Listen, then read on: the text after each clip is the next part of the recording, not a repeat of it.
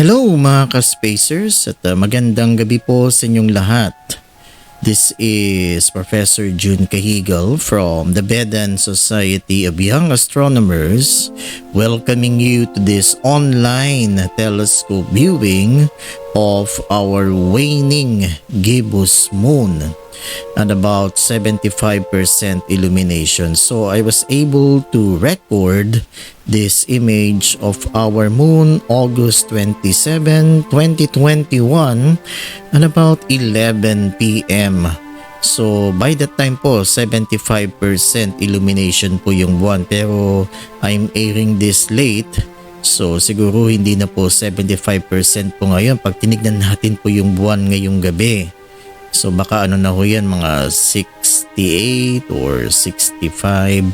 So ayan po yung ating buwan when I recorded this August 27, 2021 at about 11 o'clock p.m. So 75% illumination itong waning gibbous moon. And also tonight mga ka-spacers, I was able to record the image of Jupiter with its Galilean moons. So mamaya po I'll be pointing my telescope towards Jupiter with its Galilean moons. So yan, antabayanan po natin yan mamaya. Alright, so in a few minutes we will magnify the image of our moon. Yan, para makakita tayo ng details of the lunar surface. So bago po tayo magpatuloy, gusto ko lang pong batiin ang belated happy birthday sa aking dalawang officers sa BSYA or BEDAN Society of Young Astronomers. So belated happy birthday kay Mr. Angka Miguel Polinag. So siya po yung aking marketing committee head.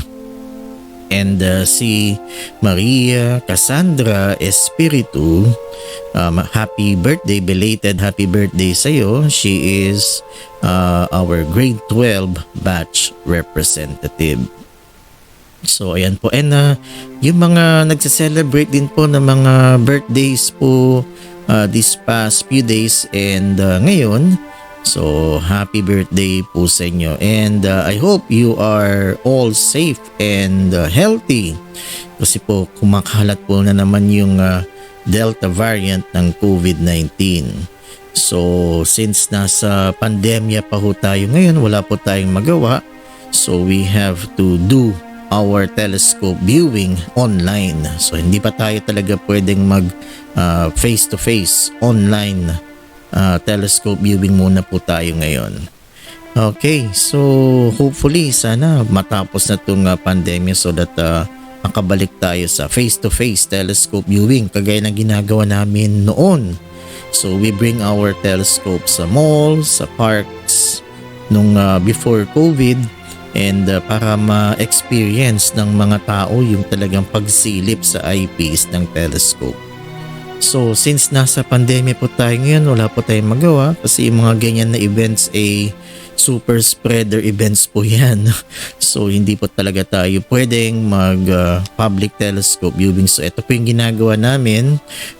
We are doing this online telescope viewing because we want to bring the telescope to you mga ka-spacers. So para ma-appreciate nyo din po yung ganda ng ating buwan and yung mga planeta na inobserve namin, especially Jupiter and Saturn and Mars. Ayan po. And kung swertehin po, Venus din. Okay, so in a few minutes, mga ka-spacers, in a few moments now, we will magnify the image of the moon so that we could observe more details of its surface. Alright, and we will be featuring, kitang-kita po yung Tycho crater and yung Copernicus crater. Kaya lang yung Copernicus crater hindi masyadong spectacular, hindi kagaya po pag kunyari 60% illuminated yung buwan or nasa malapit sa terminator line yung Copernicus crater. Okay, So, yung Tycho crater, yan makikita nyo maganda po yung Tycho crater.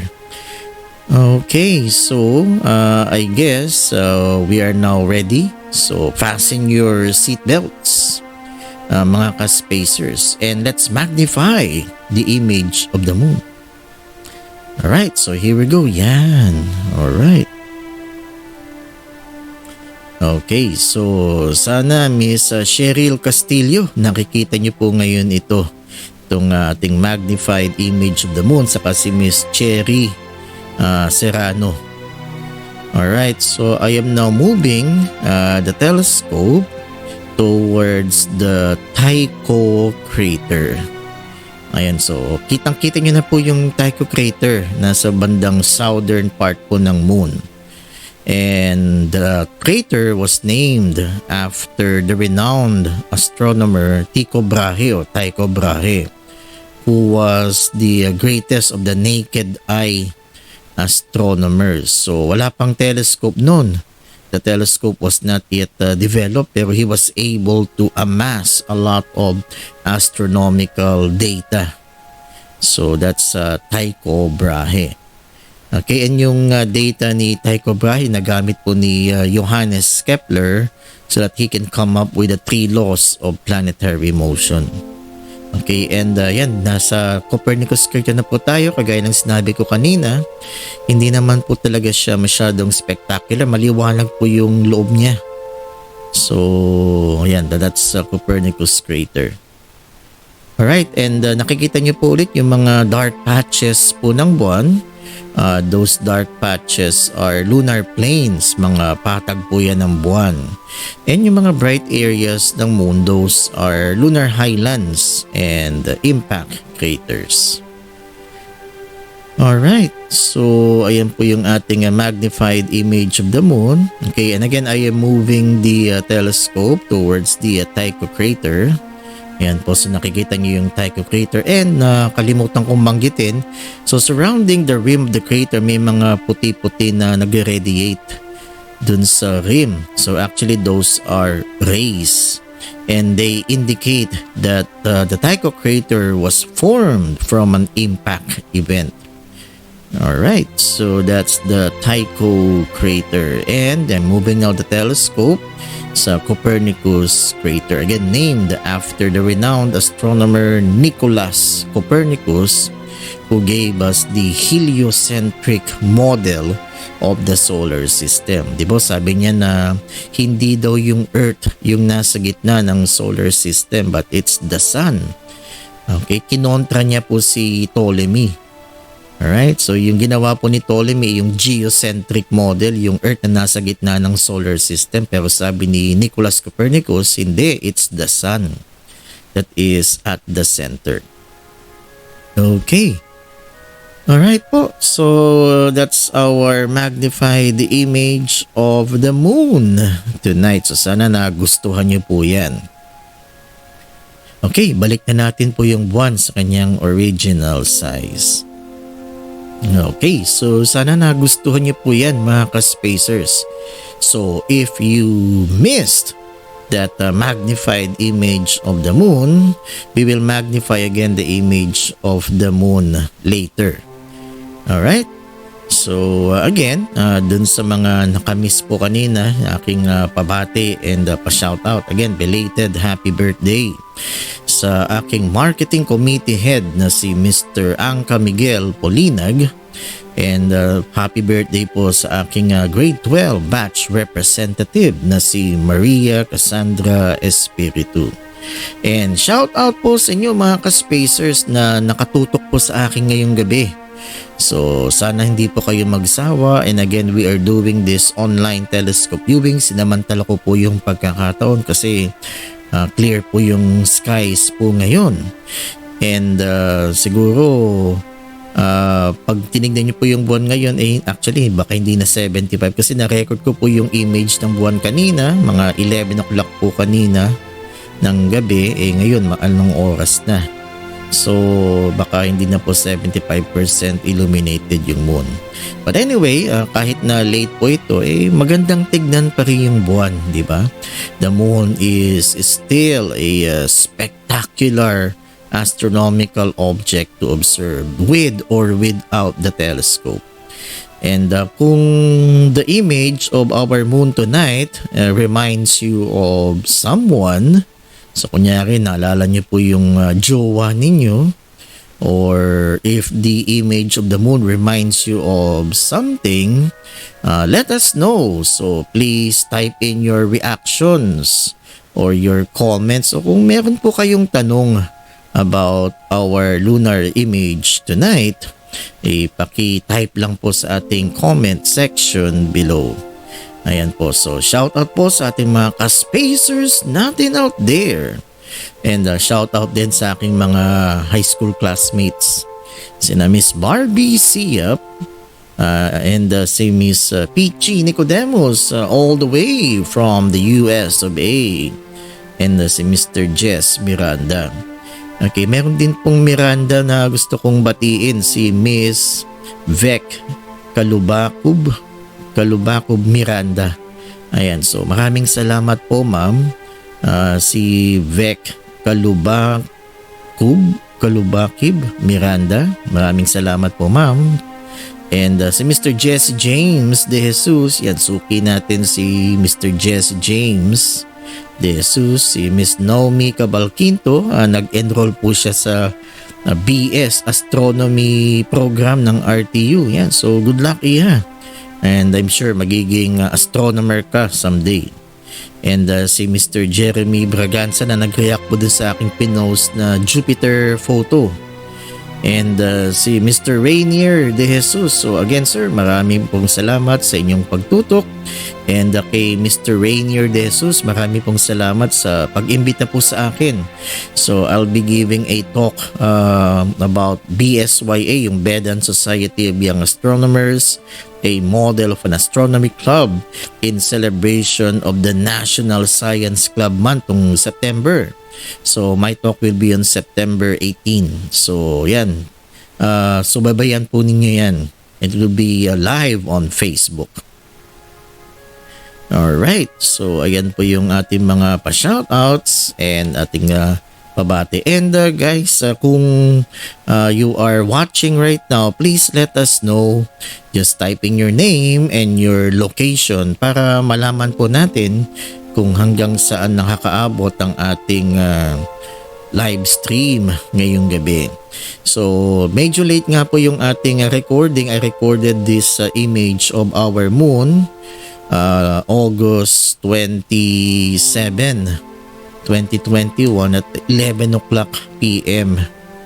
Alright, so anyway, kasi medyo late na rin mag-rise po yung buwan. Kasi waning po nasa waning gibbous phase na. So usually mga madaling araw na po yan makikita. So anyway, magandang chance po na makita rin po niyo yung buwan ngayong dito sa ating online telescope viewing. At ilang araw na rin pong maulap, di ba? So namnamin po natin ang ganda ng ating waning gibbous moon tonight in our online telescope viewing. Okay, so sana gising pa ho kayo at buhay na buhay ngayong gabi po. Marami pong salamat sa inyong pagtutok. Alright, so any moment now mga ka-spacers, we will magnify the image of the moon. And later I'll be pointing my telescope towards the mighty Jupiter with its Galilean moon. So ayan po. Mamaya, antabayanan nyo po yan yung aking recording of Jupiter with its Galilean moons. And again po mga ka-spacers, kung may tanong po kayo or may reactions po kayo, kung nagagandahan po kayo sa ating lunar image tonight, or may naalala po kayo, gusto po naming malaman, please type in your questions kung meron po kayong mga tanong, your reactions or your comments in our comment section below. And kung gusto niyo po magpa-shoutout, just type in your name and your location para malaman din po namin. Okay, ito na po yung ating magnified image ng moon. Kaya marami akong masyadong nasalita. Okay. So right now, you are now viewing this magnified image of our moon. And I'll be pointing the telescope at the Tycho crater. Yan po, so nakikita niyo po ngayon yung Tycho crater. So napakagandang crater, napakalaki na itong crater na to. This crater was named after Tycho Brahe, the greatest of the naked eye astronomers. Ayan po, so that's the Tycho crater. And kung mapapansin po ninyo, may mga puti-puti na nag-radiate dun sa kanyang rim. So those are rays indicating that the Tycho crater was formed from an impact event. Okay, so I'll be pointing now the telescope towards the Copernicus crater. Ayan po, so nakikita niyo po ngayon nasa gitna po ng ating lunar image, the Copernicus crater, named after Nicholas Copernicus, who gave us the heliocentric model. At napakalaking crater na to. Yung diameter na to, I think it's 93 kilometers in diameter. So mas malaki pa ata to sa Las Piñas. So grabe talaga yung Copernicus crater na yan. Malaki po yan. Malulula po kayo sa laki ng Copernicus crater. Okay. And yan, may mga dark patches pa kayo nakikita sa buwan. Again, those are lunar plains. And yung mga bright areas ng buwan are lunar highlands and impact craters. Okay. Ayan po. So, ibabalik po natin. I'll be pointing the telescope again towards the Tycho crater. Ayan, para dun sa mga nakamiss kanina. Ayan, itong Tycho crater. Magandang tignan ng Tycho crater ngayon. Okay, so ayan po, that's the Tycho crater. So, malaking crater din po yan. Kung nasa rim kayo, mamamangha din kayo sa Tycho crater na yan. Okay, and I am moving the telescope. Babalik tayo sa Copernicus crater. Okay, so ayan po. I am moving the telescope towards the Copernicus crater. Ayan, named after Nicholas Copernicus, and kagaya ng sinabi ko po kanina mga ka-spacers, that's about 93 kilometers in diameter. So talagang napakalaki at malulula po kayo sa laki ng Copernicus crater. Alright, so ayan po yung ating magnified image of the moon. So sana po na gustuhan nyo po yan, and sana na-inspire po kayo dito sa ating ginawang online telescope viewing tonight. Ayan po. So siguro ibalik na po natin yung buwan sa kanyang original size. So there you have it, mga ka-spacers. That's our magnified image of the moon. And that's our Waning Gibbous moon, mga ka-spacers. So I have recorded this August 27, 2021 at around 11 o'clock PM. So siguro ngayong gabi po ay hindi na po 75% illuminated yung buwan. Okay, so any moment now, mga ka-spacers, I will be pointing my telescope towards the mighty Jupiter with its Galilean moons.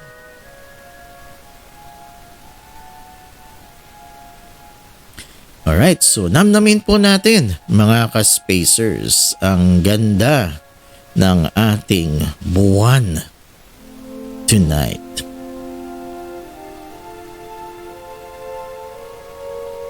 Okay, so right now, mga ka-spacers, my telescope is pointing at the mighty Jupiter with its Galilean moon. So may makikita po kayong white disk na malaki, puting bilog po, yun ng Jupiter. Alright, and may makikita po kayong apat na maliliit na parang between po. So those are the Galilean moons. Galilean kasi nga po si Galileo ang una nakakita niyan when he pointed his telescope towards Jupiter. But again po, let me clarify that Jupiter is orbited by 64 plus moons. So ang nakikita lang na po natin sa telescope po ngayong gabi ay yung apat na yan. Kung ano yung nakita ni Galileo, yung apat na yan, ay tinawag siyang Galilean moons. Okay, so today again is August 27. So ganyan po yung arrangement po ng apat na Galilean moons. So nag-iiba po yan gabi-gabi yung positioning yan ng mga Galilean moons. Nag-iiba yan night after night. So indicating na yung apat na yan, they orbit Jupiter. Umiikot po sila sa Jupiter. Kasi nag-iiba po yung positioning nila. So ngayon po, yung pagka-record ko po neto on August 27, 2020, once mga 11:30 po ng gabi ito, ito po yung arrangement ng mga Galilean moons. So I was able to identify the moons using stellarium. Okay po, so again, ang reference po natin ay yung white disk na malaki, that's Jupiter. Alright, tingin po tayo doon sa ibaba. Okay, so ito po yung arrangement ng buwan. So yung pinakababa po, that's Europa. Alright, then above that, yung dalawang maliit na, halos magkatabi. So Europa yung una, then yung susunod dyan is Io. Then yung malaking white disk, that's Jupiter. Then yung susunod, that's Ganymede. And yung pinakamalayo po na nasa taas, that's Callisto. Ayan po. So ulitin ko po yung sequence. So baba po tayo pataas. Ready mga ka-spacers? So yung pinakababa, that's Europa. Then susunod, Io. Yan, halos diba magkatabi po yan. Yung dalawang magkatabi na yan. Europa, Io. Then susunod is Jupiter, yung malaking white disk. Ayan. Then yung susunod dyan is Ganymede, and yung pinakataas at yung pinakamalayo, that's Callisto. Okay? Alright. So yan po mga ka-spacers yung arrangement ng Galilean moons. Pero po ngayon, kung pinapanood nyo itong live stream ngayon, baka hindi na po ganyan yung arrangement ng Galilean moons. Baka iba na ho. So ngayon pinapakita ko po yung arrangement ng Galilean moons at this date, August 27, 2021 at about 11 o'clock p.m. Okay po.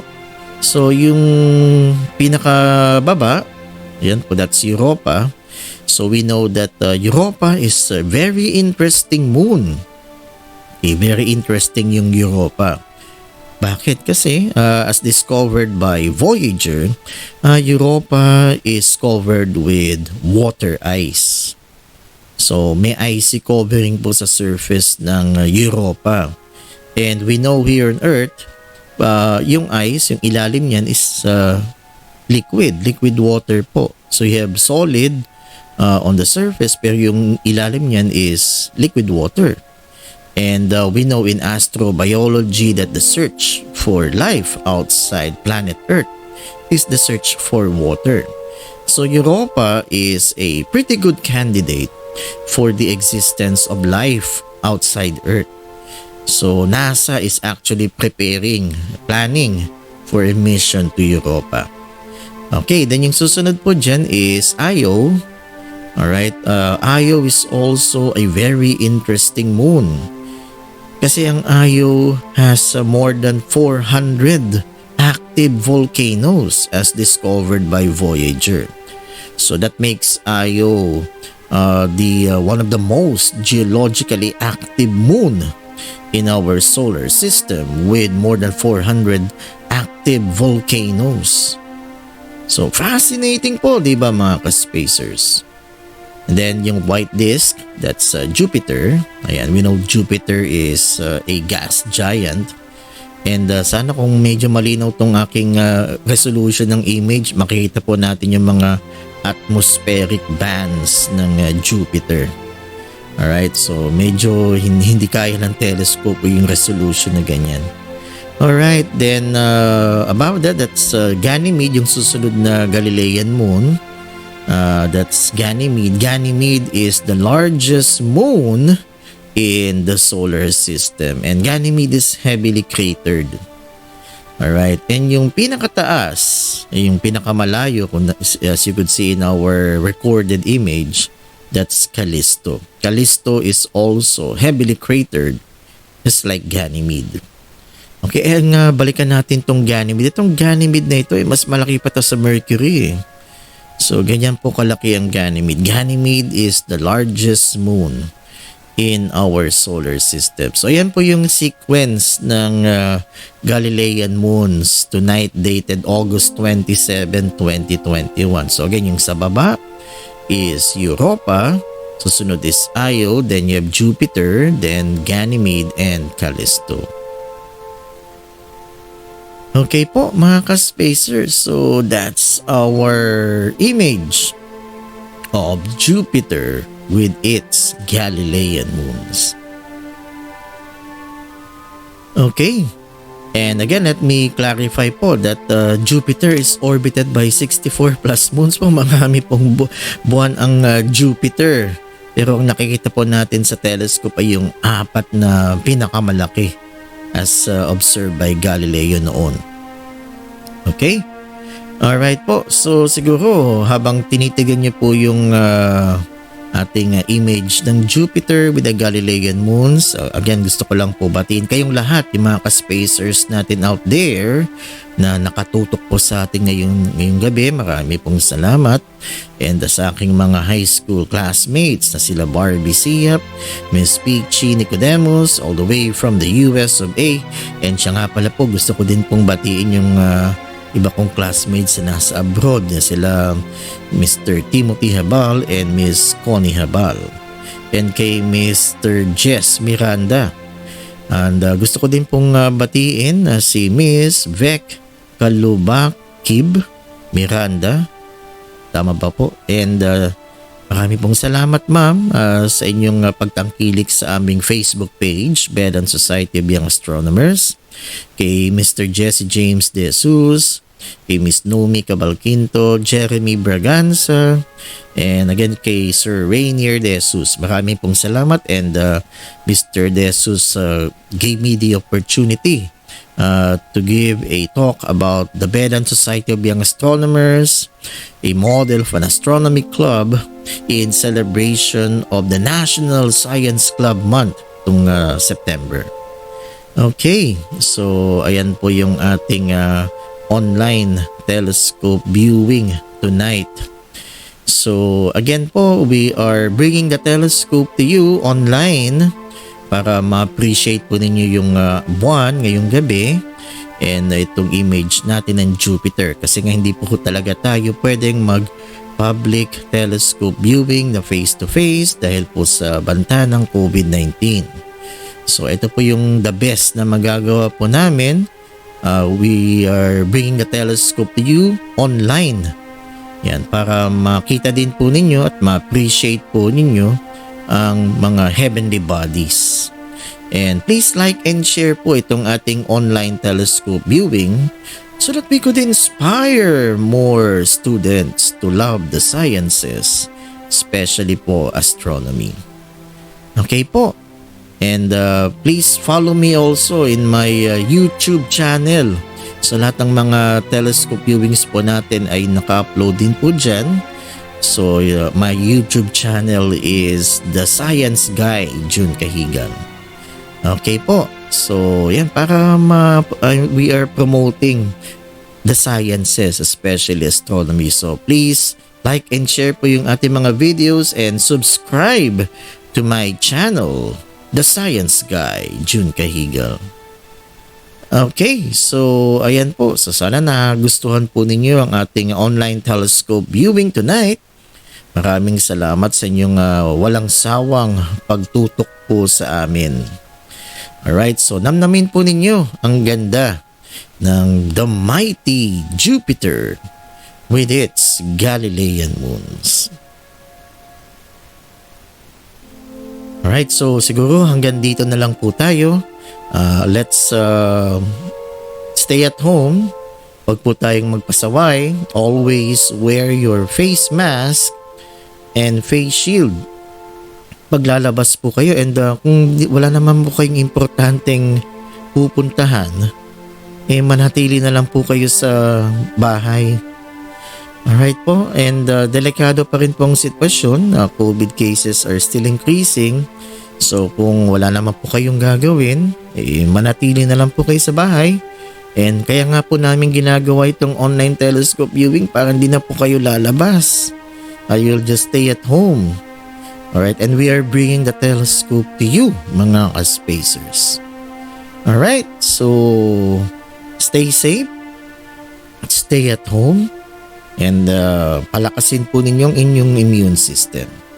Alright, so in behalf of the officers and crew of the BEDAN Society of Young Astronomers with Miss Angeline Kilang at the helm, and in behalf of the administrators of San Beda University, this is your ka-spacer and space commander doing this online telescope viewing, Professor June Cajigal, saying, live long and prosper, mga ka-spacers. Alright, so namnamin po ninyo ang ganda ng Jupiter with its Galilean moons. Goodbye everybody. See you in our next online telescope viewing kung clear skies pa ho.